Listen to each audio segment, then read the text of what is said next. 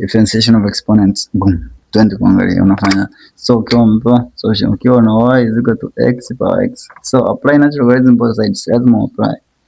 Utakuwa natural logarithm ya y itakuwa natural logarithm of x, x rudisha huko nyuma. Utakuwa natural logarithm of y sasa ni x then natural logarithm of x. Differentiate kote huku na huku. Huku itakuwa ni 1 over y then dy over dx yangu. Itakuwa sasa hapa kipo moja differentiate, ukikipo x ukidifferentiate ni 1 over x. Sasa hivi kipo differentiate itakuwa natural logarithm of x ukidifferentiate ni 1.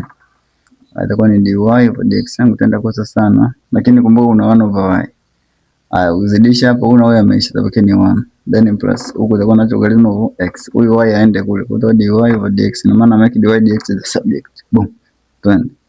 Kwa itakuwa ni 1 over 1 plus natural logarithm of x then y atamia huko. Nimemzidisha. Itakuwa ni dy over dx yangu itaenda kwa sana 1 plus natural logarithm of x then y yetu alikuwa ni nani? Ni x. Therefore